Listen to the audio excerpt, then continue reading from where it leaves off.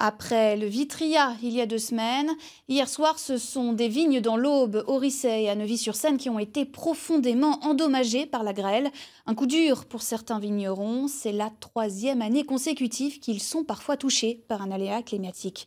Alexandre Hébert et Olivier Maillard. C'est avec beaucoup d'anxiété que ces exploitants parcourent ces plants de vignes. Ce ne sont pas les leurs, mais comme beaucoup de vignerons des Rissets, ils effectuent des rondes pour constater les dégâts. Ici, le constat est sans appel. Vous voyez des raisins par terre, voilà, des morceaux des pampres qui ont été cassés carrément. On en voit, il n'y a pas besoin d'en chercher beaucoup. Et encore, ce sont de vieux plants, donc il n'y a pas une végétation énorme.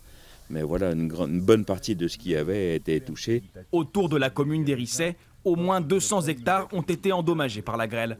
Une catastrophe pour ces vignerons dont la récolte est désormais compromise. Nous en parlions encore il y a 2-3 jours. On se disait que la récolte était prometteuse. Et puis là, vous voyez, pour ces vignerons-là, voilà, ça y est, la récolte prometteuse, elle est par terre ou blessée.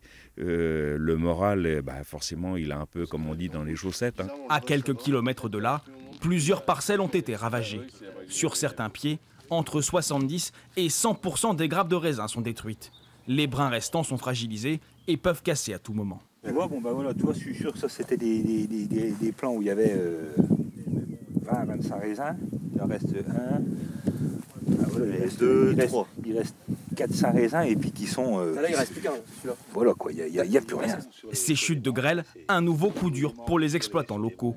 Le gel endommage leurs vignes depuis plusieurs années. On se dit que 3 ans d'affilée, ça devient compliqué. Mais c'est sûr que on dépend de la nature, on vit avec. Elle peut nous donner beaucoup, nous reprendre autant. Donc là, c'est vrai qu'on est dans une période, on peut dire, très peu favorable avec la nature. Dernier espoir pour ces vignerons, un possible retour du beau temps dans les prochaines semaines qui sauverait les plants restants.